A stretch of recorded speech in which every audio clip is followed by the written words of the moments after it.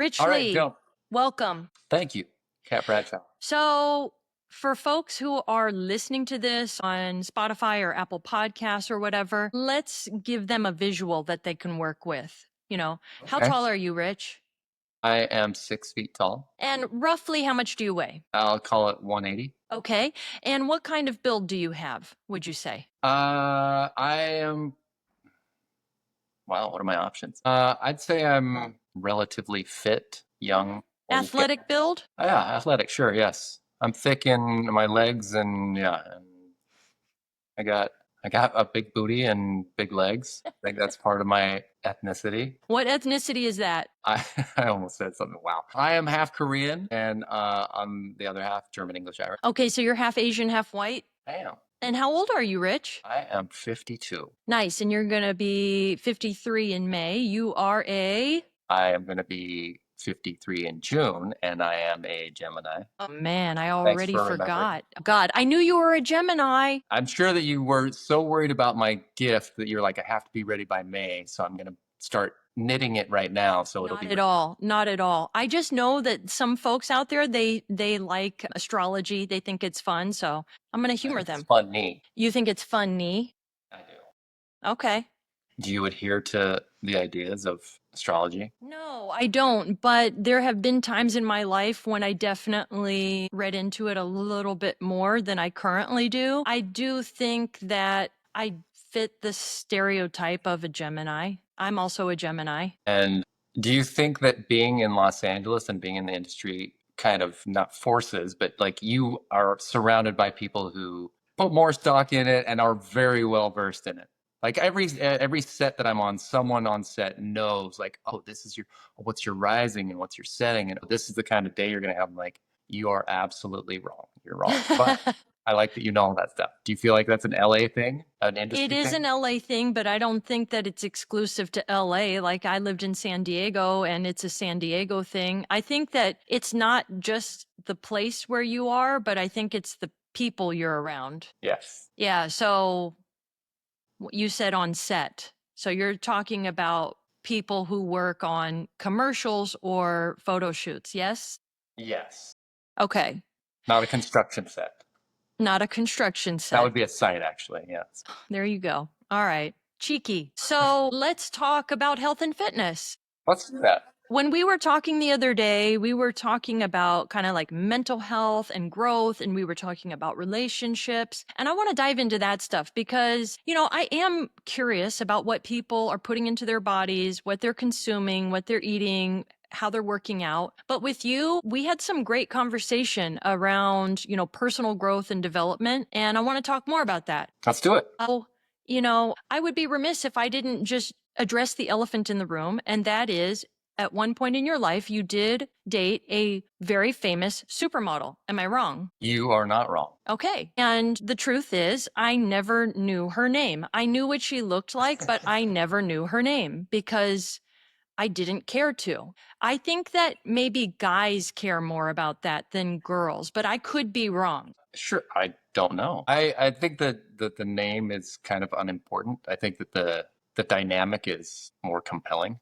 More. Yeah, I would agree with that. I would agree with that. And what I was wondering is like, what did that do to you mentally? And the reason why I want to talk about it is because not everybody has had this kind of situation before. I don't know anybody. I don't have any friends who have said, yeah, I used to be in a relationship with a very well-known supermodel.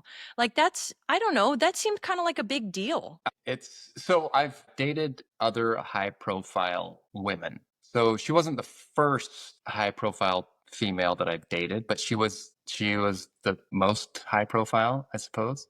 Right. I think it's challenging just because the circles that they move in and their experiences are so foreign to 99.9% of the world population. Like Sure. the opportunities they have, the experiences that they have. Everyone not that a lot of people have an angle in Los Angeles, but a lot of people that would come into contact with her and her people, they have, I'm going to say, an agenda. I don't know that it's something that is necessarily bad, but people are, they want to do business with her, or they're trying to get in her favor or whatever. And so being on the periphery of that was for me very brand new and interesting, and just kind of navigating that for the first time, super different. Different how? Like, I'm wondering how that was for you mentally. Like, was it a positive thing? Was it negative? I'm sure it was a combination of the two. I just wonder how that affects your mental well-being when you're with somebody who is so high profile, they're famous, and I mean, you're not. Well, I mean, Wait a maybe. second. I'm not famous. Please do not put this out because I thought I was famous.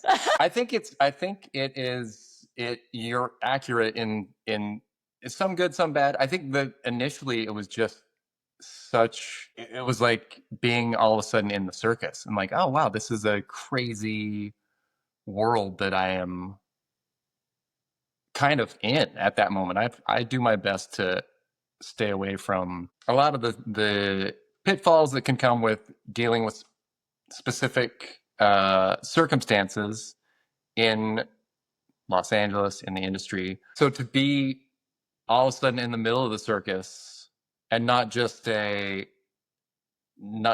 someone who is watching it, but like I'm in the three ring circus. This is an absolute zoo. So it was kind of funny. And then some things like, oh, that doesn't really work in my world, but that's my experience and that's my upbringing and that's how I live my life. So just to kind of find some balance of I need to be understanding of this person's circumstances.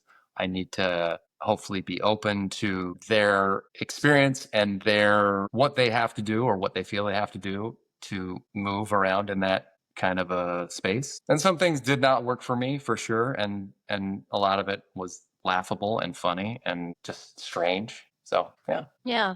It sounds like the circus was entertaining at first, but long term, you don't want to live in the circus. I mean, I don't know. There's people who thrive in the circus. That might be all that they know, or it might not be all they know, but they come into that and they are like, these are my people, this is my lifestyle, and that's it. That's not my lifestyle. That's not my priorities or whatever. And What is I your think that lifestyle? I am so boring. I am like, What do wake you up. mean you're boring? I am boring. I am very regimented generally in I wake up, go to the gym or play beach volleyball, come home, do what I need to do for business stuff, make a meal, go to bed, repeat the next day. I travel a whole bunch for work, so I don't generally travel solely as a vacationer, just for my own enjoyment quite very often because I get to travel so much for work and to great places and meet great people and have great experiences. So I don't need to add on to that. And I'm not opposed to going and doing the music festivals, parties, all that stuff, but I definitely value my time and pretty simple lifestyle. When you say you value your time, does that mean like your individual time with nobody else, like it's quiet time? It can be that. It can be with somebody else if they are also in that same vein of really shutting down, as opposed to if that person's like, let's have it be our time, but our team time means going out to dinner and going to a movie and going and like I love time to not do a lot. I love time to also do a little bit that just serves me, if it's writing, if it's reading, if it's watching a movie. Again, it's just something that is not so outwardly stimulating, extrinsic stimulation all the time. Sure. Yeah, When you say you get to travel for work, are you saying that it's for photo shoots and commercials? it is. Nice. Yeah. Nice. And how long have you been doing that? I have been modeling for over 30 years. Wow. So Yeah. this is it. This is the career. I didn't know that when I started and I would fight it, but that's been the career so far. Yeah. So far, So far. is there any chance that it might pivot? I mean, that depends on the business as much as me. It's like if the business is like, we're done with you, then I'm like, okay, now I got to pivot and figure out something else. But you don't have a plan B? Do I have a plan B? I think I'm always open to what could be the next thing. Like I said, I love beach volleyball. I coach a little bit of beach volleyball. Yeah, I feel like I'm open to possibilities. And if the right possibility came along, I could potentially jump on it. At the moment, there's a good balance of work for me, my life for me, and then other things that I enjoy doing. Like what? What else do you enjoy doing? The personal growth thing is huge for me. So if it's therapy, again, reading, coaching beach volleyball, playing beach volleyball, if it's the gym, if it's spending time with friends and all that stuff. Because I don't have kids and a lot of my friends have kids, so their social circle becomes a little bit different. So then I have to try a little bit harder to try and get in the mix. And again, I understand that. So I do cherish I have amazing friends who are super down to earth and great human beings, great friends. So that I'm from Utah originally, and those people are so grounded, and they are my oldest, they're old friends who know so much about me. So there's plenty of things I don't need to explain to them about me and my life and my experiences, and they can just get it. So They that's know nice. you. They know me. Yeah. Yeah. You said that you started off with saying that you love, that you really appreciate personal growth, and that includes therapy. So that means you see a therapist? I do. Nice. I wish more people saw therapists. Yeah. I mean, I didn't know. I've done it off and on through the years. I think that when I was younger and I was like, I'm in a good place. And I think that I had done a lot of work on my own. And I was like, yeah, I'm cool. But I also didn't have access to the deeper questions or reasons or experiences because I didn't know. I had no access. I didn't know about those things. So I think that it has to be the right time. And then I have found a therapist currently who is fantastic. I've worked with good therapists in the past, but I think an extremely personal relationship. And I don't think it would be like going on a date with a couple people and be like, it's not for me. It's like, you don't know if you have to go through 100 therapists to find that one, then that's the one. And again, it can change. I don't know if I would be with this therapist forever or if it's like couple of years or a couple months or whatever it is. Yeah, the therapy is fantastic and life changing for me and absolutely necessary. It's not necessary, but for me to be the best that I can be, show up the best way I can, it's absolutely invaluable. I really appreciate you sharing that because I feel like there's still a bit of a stigma around seeing a therapist for some people. I think we're much better than where we used to be. But I totally agree with you when you say that, it is like dating where you can shop around. You got to find the right fit for you where you're at in your life currently, and your therapist may change as you grow. I know that it has for me. I've had different therapists depending on where I was in my personal growth journey. So I totally get that. You said that you've dated lots of high-powered women. Is that how you phrased it? I've dated a handful of high profile High women. profile. How does this happen? That's a good question. I think How- living in Los Angeles, you're more likely to come across people who are higher profile because if you're a model in Salt Lake City, Utah, you might be high profile in Utah, but you're not generally nationwide or worldwide. But if you're a big model in Los Angeles or if you whatever you are, it attracts people who for marketing and whatever, they're here to make their business, their brand grow. And also because of the culture in Los Angeles, that's kind of how it works. Just if you are, I mean, you could be anything. You could be a fitness instructor or influencer. And this is probably a place where the people around you and the opportunities are going to not necessarily, but most likely broaden your reach. Yeah. I mean, that seems true, but there's a lot of folks living in LA who will never date anybody high profile. So Yeah. what makes you so special? Pity? I'm not sure what it is. Like, here's a broken puppy. Let's go. It's like going to the pound and finding No, this guy. seriously, Rich. I mean, that's kind of unique. Number one, you have to be a very special kind of man in order to attract in a high profile woman. You cannot be intimidated by that. You need to be able to be confident. You need to be strong yourself. That's my belief. Am I wrong in that? I don't know how accurate that is Okay, well, tell because me your I think that experience. I think that the I love this completely strange idea that people who are high profile are different. Like if you are an exceptionally attractive female, or you are an incredible artist, or you are an amazing athlete, that you somehow have figured out everything. And I've dated high profile women, but I've also just dated what I call civilians who are not Oh in it. my God, no, And you I've also didn't. I it's and I've also dated other models who were just not as high profile, but come to realize after being friends with these people, or working with these people, or dating these people, people are people. I've met people who are insanely successful and huge, like movie star people. I'm like, they are just people. They are not more intellectual necessarily, or intelligent necessarily, and not even necessarily more attractive or wealthy or anything. They're just people. And that common idea that these people are, we put them on a pedestal. We have this unhealthy relationship with fame in America and the world too. But it's like we have this idea that we want to be that, and it's this and it's that.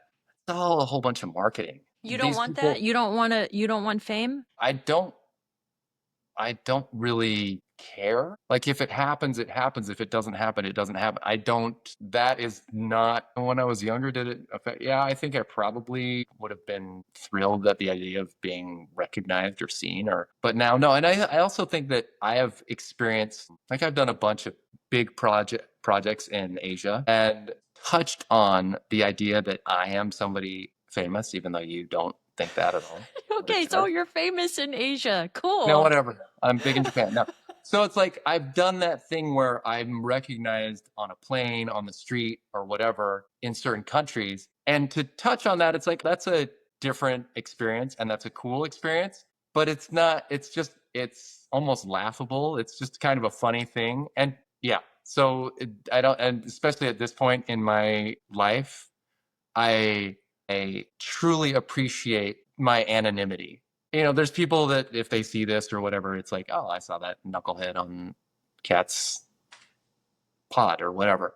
Um, I can't, you know, even prior to dating my ex and being around other people like that, I cannot imagine the pressure to always be on, and everything that you do is seen, and everything that you say, do, whatever is picked apart. That is like the amount of pressure. Woo, that's a lot. It's a lot to So deal with. you didn't experience that amount of pressure just by dating somebody who did experience it? You didn't have any of that pressure? Or you did? I don't know. I mean, I got more pressure from my friends like, hey, buddy, don't wear flip flops to a nice restaurant. I'm like, oh, I my see. bad. Whoops. Like show up. I'm like, yeah, that's what I would do all the time, all day, every day. It's not going to change because of this or that. I hopefully wouldn't be a jackass, but I mean, no. Also, yeah, I mean, I was a, I was an accessory, which, and that's, I don't say that in a bad way at all. Like if there's a female and a male in a modeling photo, generally the male is truly an accessory. Yeah. Women are looking at women, men are looking at women. I'm just like the couch that she's sitting on, except I'm a dude that's sitting next to her or whatever. So we're an accessory. And then in that relationship, as far as from an idea of being in the public eye, I think it was again just an accessory. Here's this person who's she's doing all this and she's this and she's all those things, and there's a guy next to her, and that was fine. So where are you at with what you want right now? That's a broad stroke. Well, we were just talking about you appreciating your anonymity. And I'm wondering, going through the experiences that you've gone through, what can you take away from them? What do you know you need in a relationship, for example? And what is unacceptable? And what is important to you? That's a good question. What do I need? I think that I need some I need a relationship where the person, I say this with my friends, and I'm like, I will go to war for you. I'll fight for you.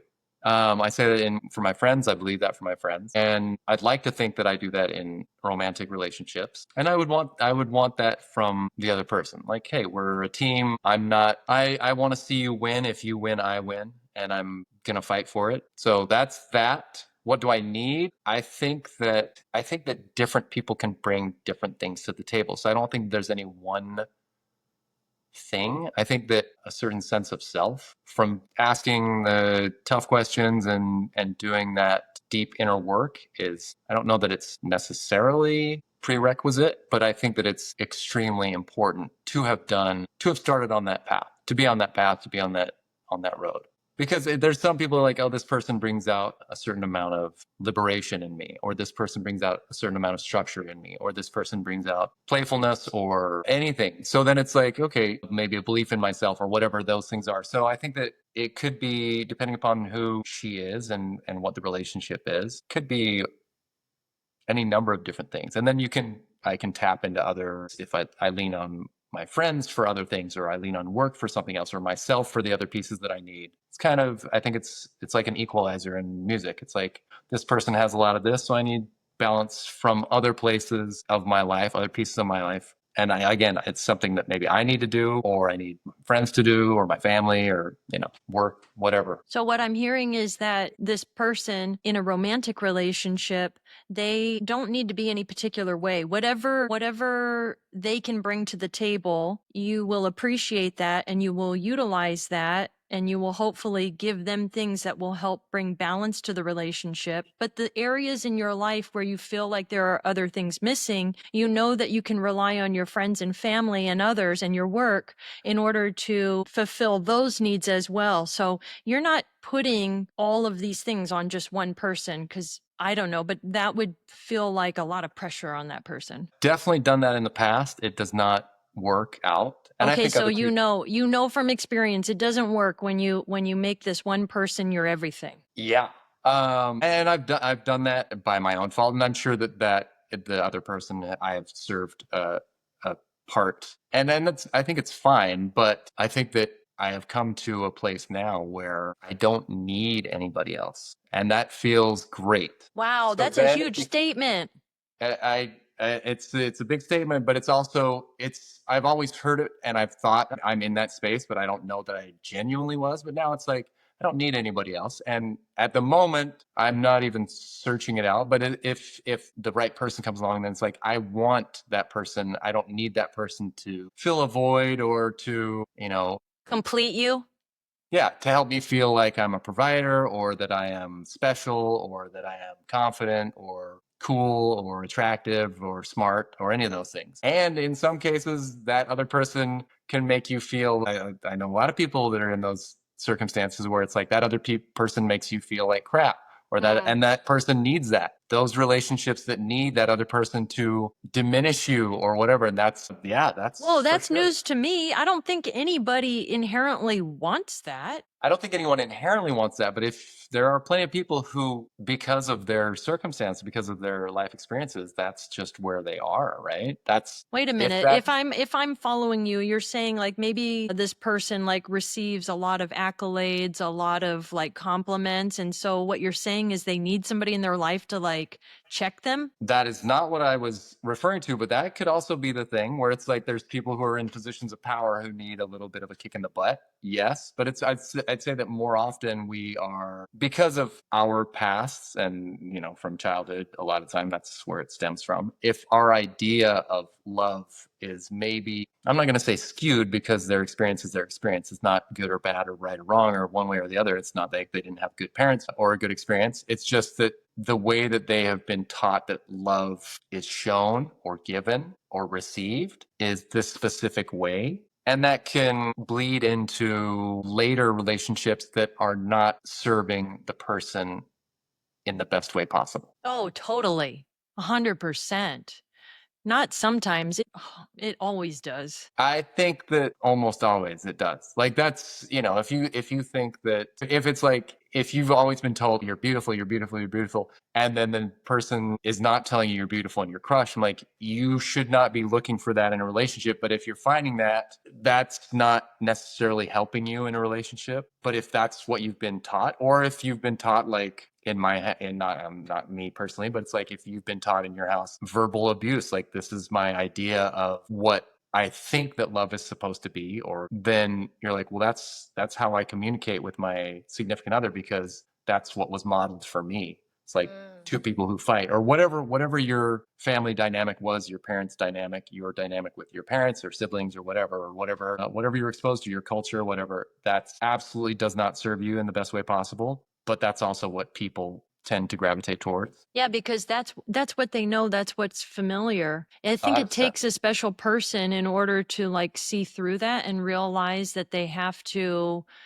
look deeply at some of the ways they may have received love. And I think that's when therapy is crucial and personal growth is crucial, because otherwise you're just going to keep repeating that in the future. I think you're going to have a really messy time. I completely agree. I think that I would disagree with one thing that you said in there, where it's a very special person who can kind of get beyond that. I think that it's not necessarily people that are special or better or smarter or more intellectual or more soulful. I think that most often it is just that you are lucky enough to have had some experiences that allow you to access that next level and get into those places. It's not, if it's people who are really deep and have done the work and are very clear about what their triggers are and what the stuff they've gone through is, I think that a lot of those people are just really lucky. Yes, you have to do the work, you have to follow up, but to even be able to get to that place where you can see it and recognize it, I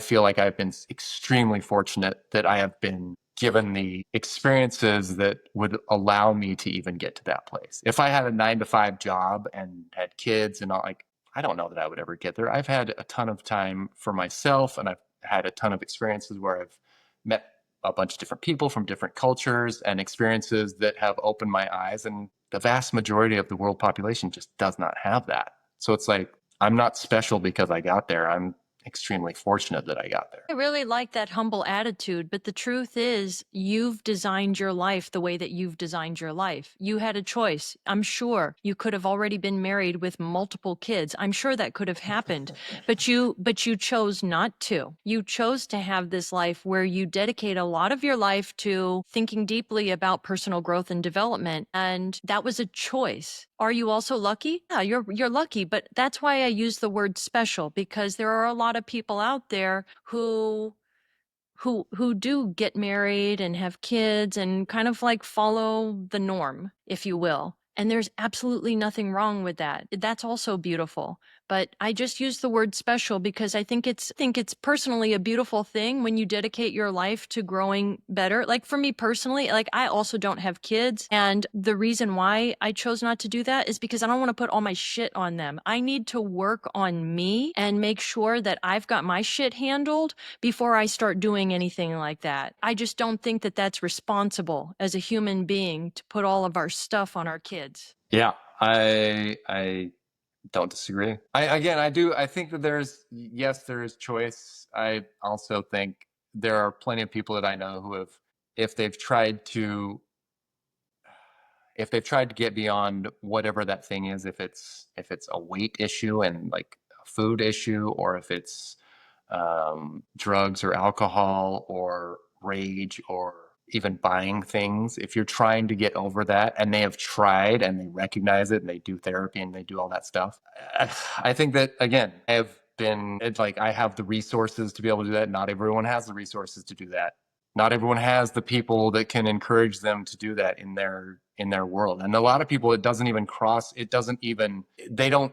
like explaining the color blue to someone who's blind. They have never seen it.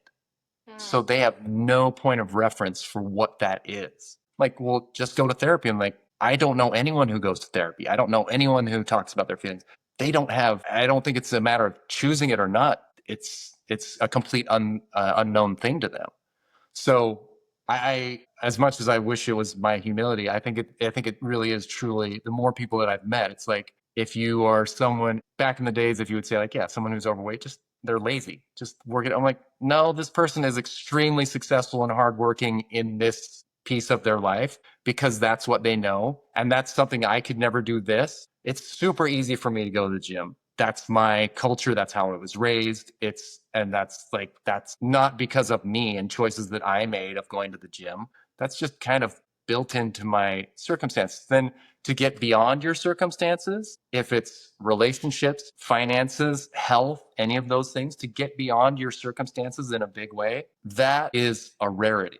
We do, in my opinion, we do incrementally better than the people prior to us. Financially, relationships, health, any of those. Hopefully, we are doing incrementally better than the people that were prior to us. But for us to make a huge departure from our circumstances and what we know culturally, location, time wise, those people are special. Those people who are like, I am completely detached in a good way from whatever negative experiences or even positive experiences that shaped me in a way where it's like, I am my own entity and I've gotten over things and I can do my own thing.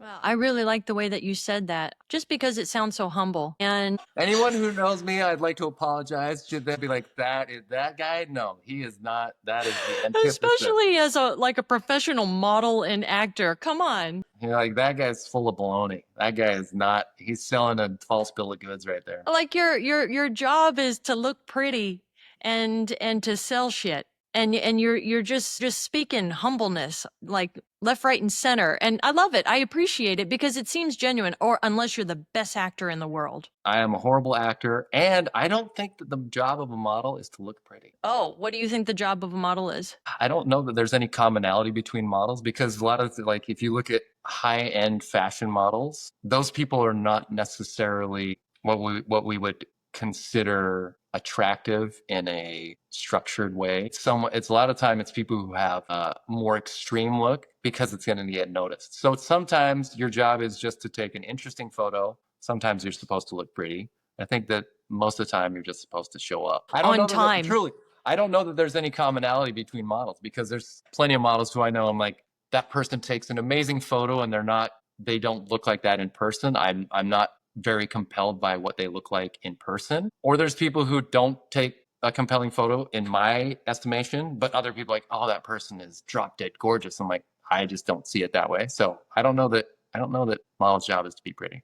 I like to just be combative right now. That's fine. I like a little bit of contrarian. That's good. And you're getting me thinking about this because I'm also in the same industry. I'm not as famous as you, Rich, but Okay. what I've learned in the 15 years that I've been doing it is models are professionals. They need to show up on time. They need to be humble, appreciative. They need to do their job. They need to make the client happy. They need to not gossip and be negative on set. They need to be a pleasure to be around. I feel like this is a job. Like you need to be a damn professional. Do you disagree? Yes. Oh my God, what are you doing on set? Well, not for me personally. Like I try to be as professional as I can. I want to show up on time. I want to be You were aware of. 5 minutes late to this podcast. I really wasn't. You actually were. I think you might have messed up the timing. No, that is completely my bad. I will own that. Not professional. I don't like. You think that?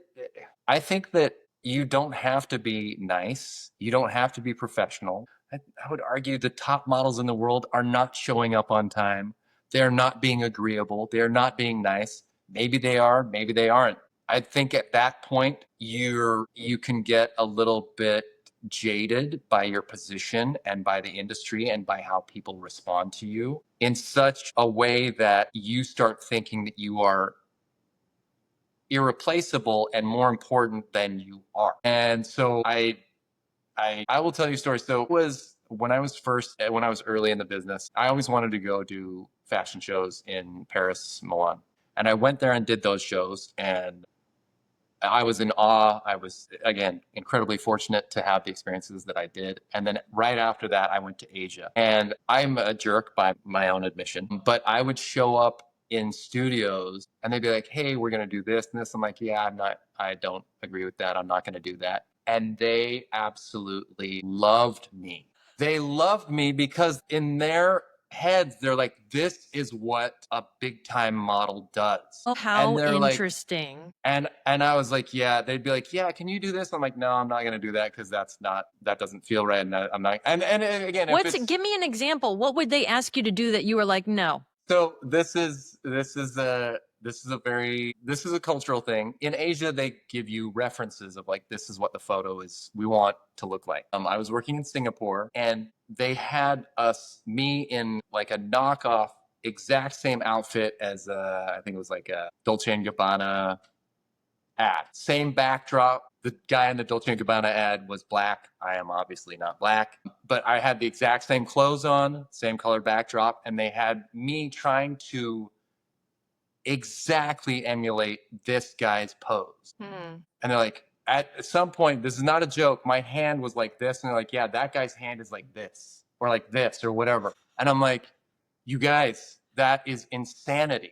They didn't get that shot by asking this guy to pose exactly like this. He was moving around and they caught that shot, and that's exactly the perfect shot. So they were like, yeah, we need you to do that. And I'm like, I'm not going to do that. And they'd be like, oh my gosh, you're amazing. You're so great. And I was like, I don't disagree with my message necessarily. I could have been more agreeable and just done it. And I don't disagree with like, hey, like, I'm not going to do that. Let's like, I'll do my thing and let's try and get a similar shot. I don't know. I don't know if there's a right or wrong answer, if I should have just done exactly what they asked or not. But then I would go back every single year. Like a year later, I came back and they're like, you're so nice. And they were almost disappointed, maybe. Like, what happened to the guy with the big ego and the bad attitude that we had last year? So all this to say, circle back around, that I don't think that your job as a model is to, again, to be professional, to look good, to try and be nice on set, because there's all types, and everyone is doing their own thing. If you're a photographer who thinks it's all about you and it's like, I'm supposed to be this big ego and like, okay, that's what that set is going to feel like. This person is the general and everyone else is subservient to that person. Or if someone is really inclusive and like, hey, I'm asking kind nicely for the lighting person to move something, or asking someone else's opinion. So again, I think that there are a lot of generalizations that are not so accurate. Do you feel like there's a difference between fashion models, like high fashion models, and like commercial models? Because what I was referencing is more of the work that I do. It is not high fashion, it is commercials, and it's like healthy lifestyle photos. And so I feel like I'm dealing with really good people who don't want to deal with dickheads. Maybe that's why I don't get those jobs. You don't get those Like, jobs. I ain't got You've no gotten all job. the asshole jobs. And they're like, that guy, he's gonna bring the jerk mentality.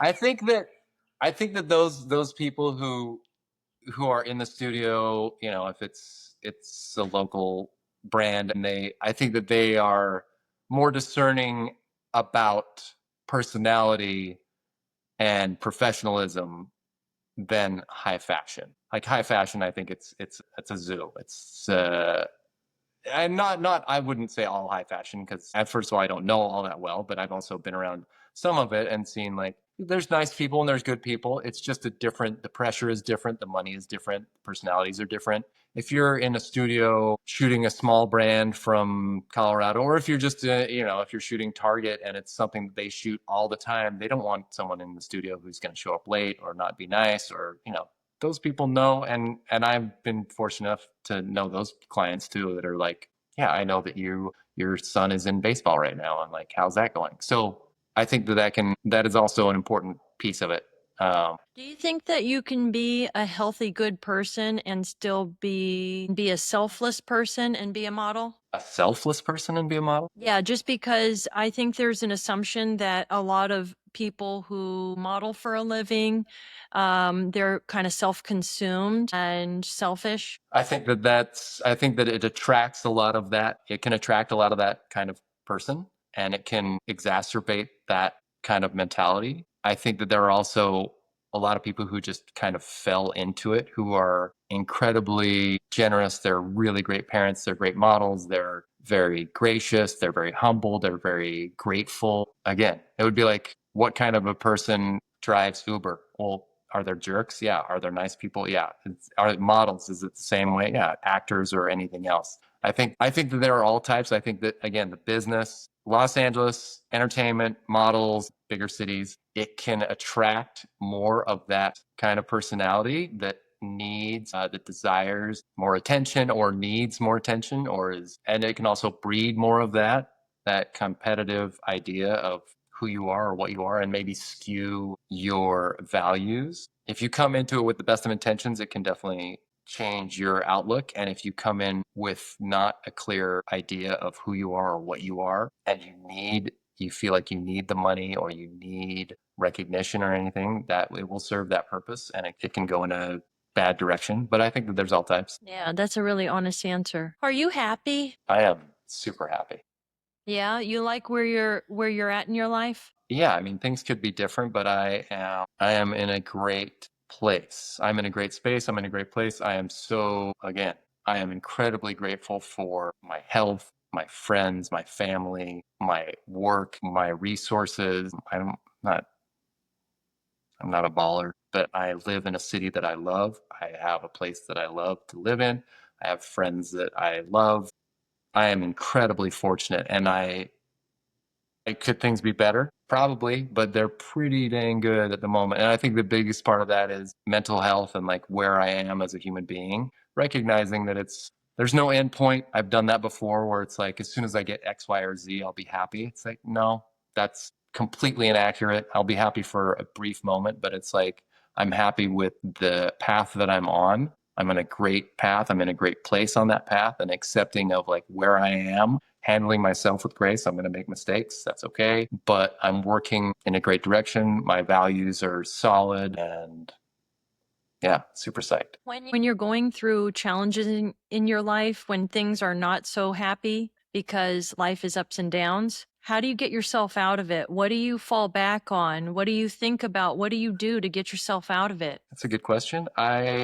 I think it depends, like most of my answers. So it's like if I'm not in a great space because I haven't been taking care of myself, because I've been working too much or I got caught up in this or that, then maybe it's in a thing where it's like I need to kind of chill out and just be more alone. Maybe I've been so alone that I need to be with my friends. Maybe it's like I haven't been taking care of my health. Maybe I need to get back in the gym more.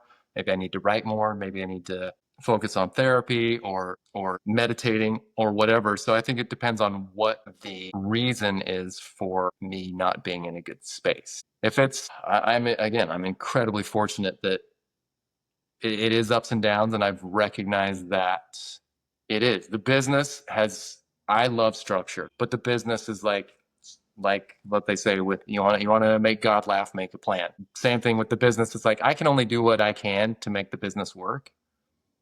And there's no rhyme or reason to why I'm working or not working. It's not because I'm all of a sudden not marketable. It's like, no, I'm the same person. It's like somebody else is hot at the moment. Okay, that's fine. So now what can I do to help myself out and help my people sell me in a better way? What can I do or how can I use this downtime? So it's my downs are minimal and I'd like to think that I have a solid base and foundation of an understanding of how life works, not just for me, but just in general. It's like I have been incredibly fortunate to have all these things go well for me. So it's like if things are not going well for me, what can I do to change it? And again, maybe it's more alone time, maybe it's more help, maybe it's more health, maybe it's more like reflection, maybe I need a vacation.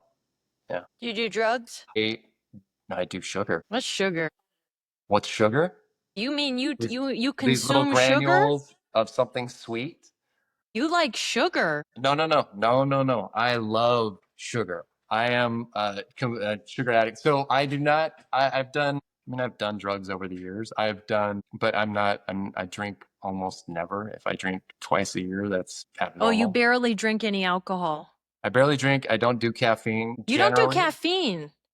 It doesn't. I don't. No I was coffee, not. no tea? I mean, coffee, no, because I don't like the taste. Hmm. That's also a big reason that I don't drink alcohol because I don't like the taste. Yeah. What are I'm your a vices? Sugar. sugar and the most dangerous and detrimental vice to man. Woman? Oh yeah, that is. Wait a minute. Are you saying you're a sex addict? I am not a sex addict.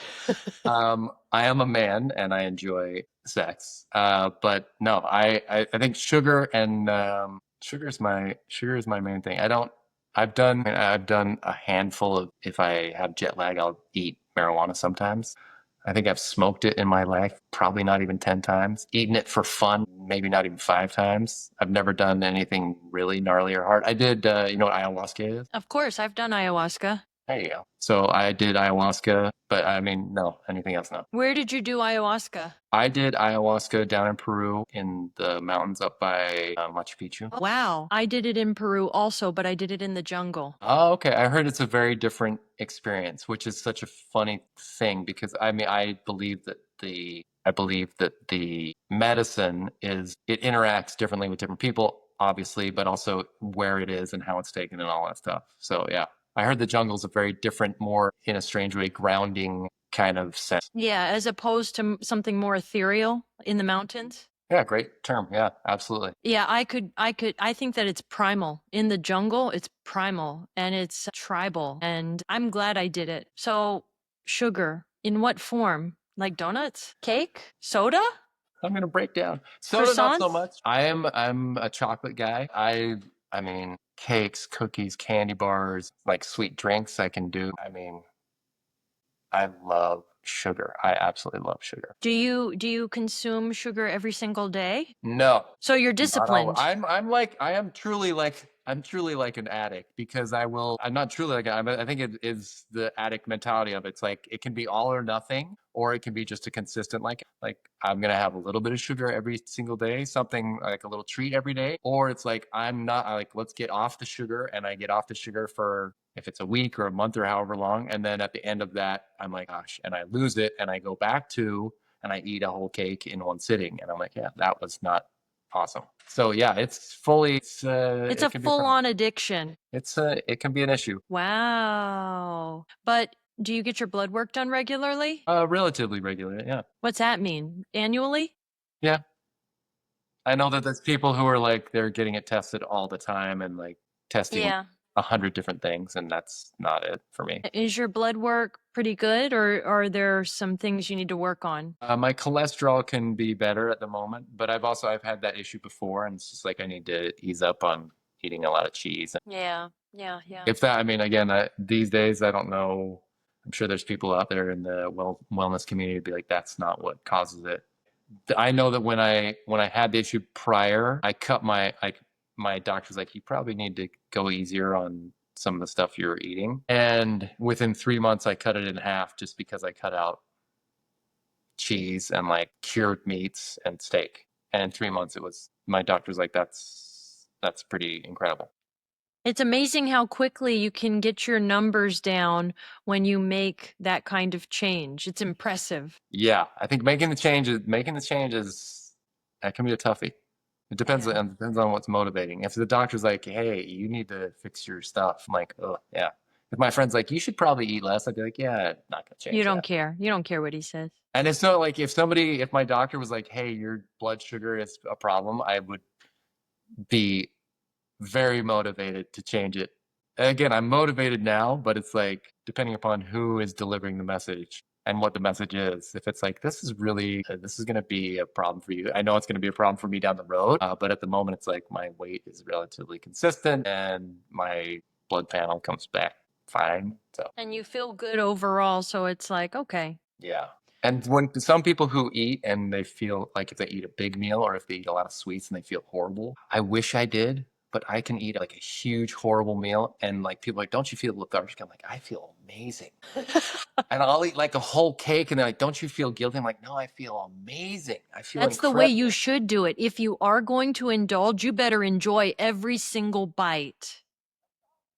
That's not a good thing. That is not, Well, I I wish don't I want to felt more. encourage you. I don't want to encourage you to keep Don't eating encourage whole me to, yeah. cakes, but I do want to encourage you to enjoy it. If you are going to go down that road, like let's not do a double whammy and feel guilty about it because that's just like that's ruining the whole experience. Yeah, I'm very much an all or nothing kind of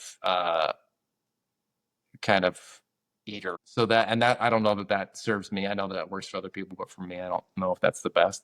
Eat super clean and super healthy for a little bit, and then go, okay, let's lose our marbles for a little while. Personally, I find that it's not good to have an all or nothing attitude when it comes to anything in life. And I have had the all or nothing attitude when it comes to diet in particular. I've been on both ends of the spectrum, and they don't work long term, and they can really mess with your mind. So I think that you've got to find balance. I mean, eating somewhat clean the majority of the time, but then sprinkling in a little bit of fun foods is, I think, the key. I think that's the way to do it. That way, you're always having something satisfied, but for the majority, you're feeding your body the fuel that it actually appreciates and wants. Yeah, I completely agree. I think that's the challenge for me is to eat. Can I eat healthily and sprinkle in the fun foods without like dousing myself or jumping in a pool of chocolate?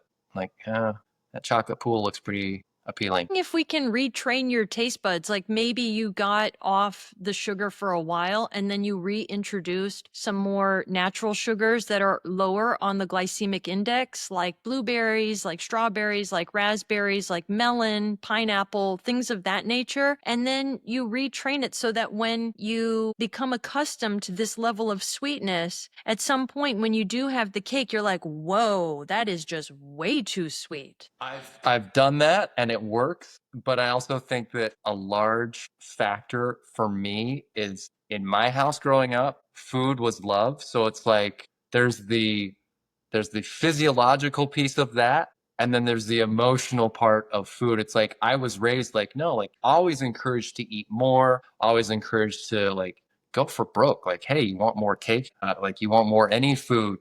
Go for it, as opposed to like encouraged to have a little bit of balance. So I think the physiological piece is easy. I think the psychological, emotional, mental piece for me is like I revert back to that old school idea of like I'm going to reward myself with going absolutely nuts because again that to me is part of love. So it's like let's do that thing. That's really honest, and I do appreciate you sharing that because I know that a lot of other people feel the same way, but unfortunately, they don't have the genetics that you have.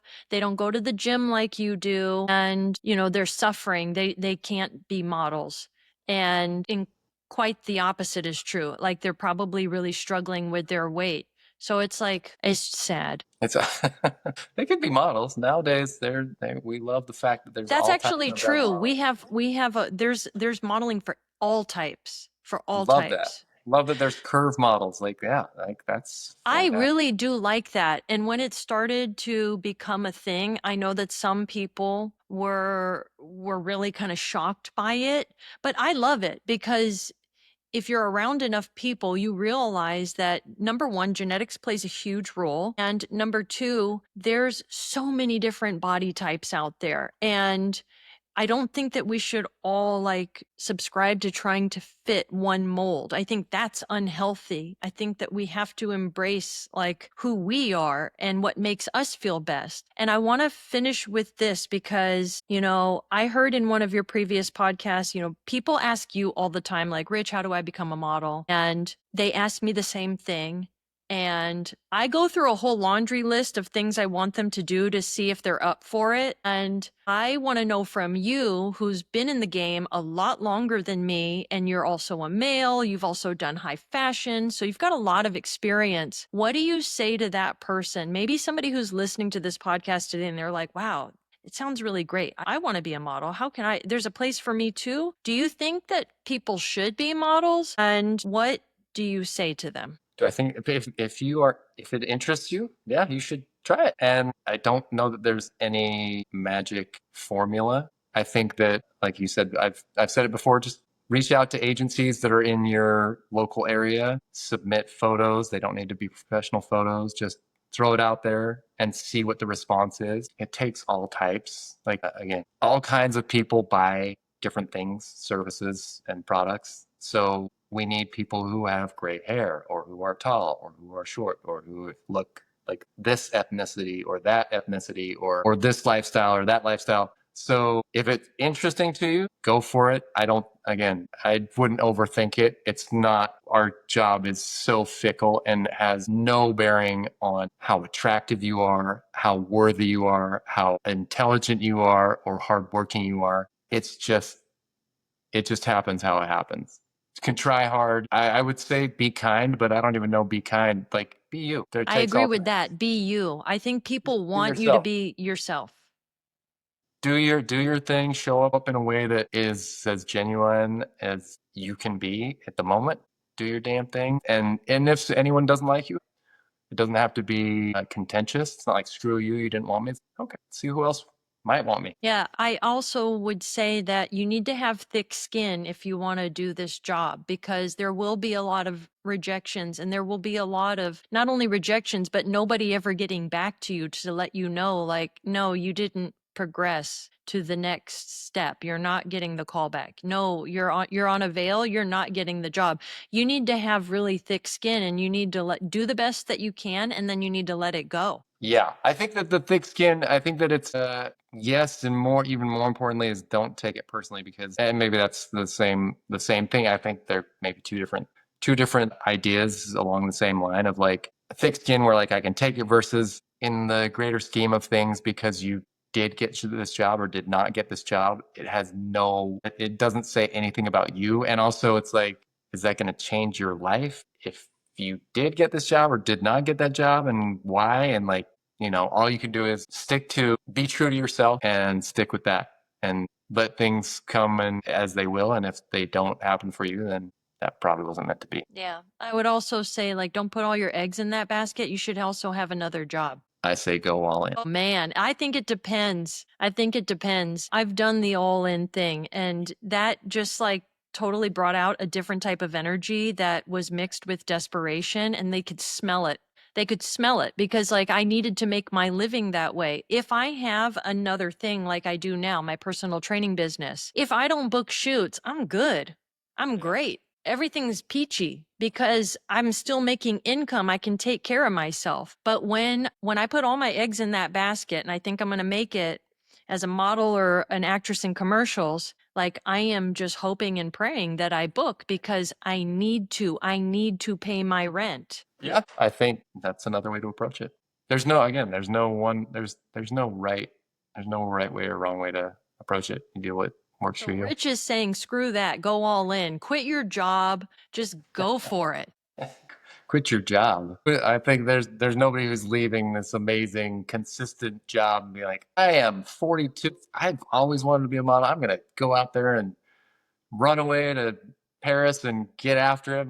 Probably not. That's what I did when I was 30. I didn't do all of that, but I did it when I was 30. I quit everything and did it when I was 30. And that's a good choice. It was, but I'll tell you, it was freaking depressing and hard. And I've gone through like a lot of shit. And when people see that I book stuff now, it's like, well, you didn't see what it was like years ago. You don't know what I've been through to get to this place where I now have 5 agents, and it takes time and it takes work and it takes commitment. And it's like not glamorous all the time. And what if you were like at 30, you really quit your job and you're like, I'm all in and you booked some huge, insane campaign and then it sent you on a rocket ship to the moon. Like, oh yeah, that was exactly what I was supposed to do. Yeah, I but don't that's not know. what happened. True. But then it's like you can't, I don't know. The depression was that you weren't working or bringing in money, or the depression. Yeah, the depression was I was getting so close to booking. And, when your agent says, I hope you have your passport ready, you're almost going to Japan. And I'm like, oh my God, I'm so excited right now. And then you find out they would actually prefer to book somebody who's already in Japan to save on those travel expenses. Like I literally just went into this depression and I got out of the business for like a year and went back to school. Maybe the idea is to go all in, but also take the good and bad with a bit of perspective. Well, Because if it's you book that huge job, it's not like, yeah, I'm psyched when I get a huge job, but it's also like, okay, that's awesome. I just did that huge job. And if I didn't get that huge job, it's like, okay, it's not awesome, but Yeah, but that's I all. didn't have that wisdom back then. I'm glad that you apparently did, but I did not have that wisdom back then.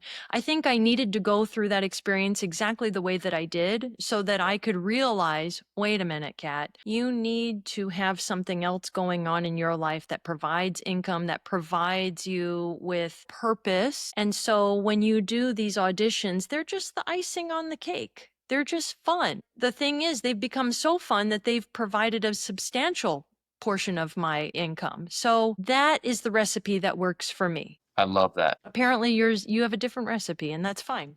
No, I think that giving like going in like having a plan B is a fine idea. And I think that another way of dealing with the potential challenges would be just don't take it so seriously.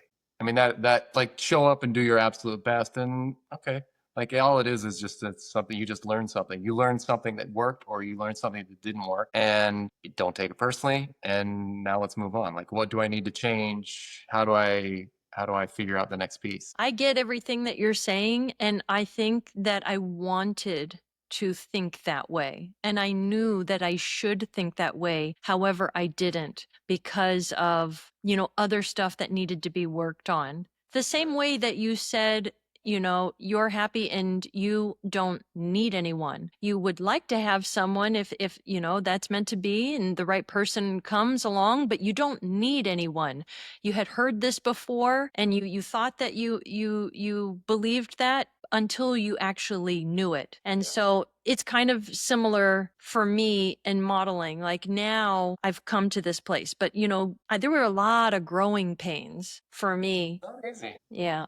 It's not easy. I don't think it's easy. I think it's easy. Good for you. And with that, Rich, thanks so much for your time. Thank you so much for having me. I appreciate it. Yeah, it was fun. Keep living your best life. I will do my best. All right. So I did wear this shirt in honor of you That's my brother. because same Firstly, last name. it's spelled a different way, but yeah. Well, maybe not. It depends on who's spelling it.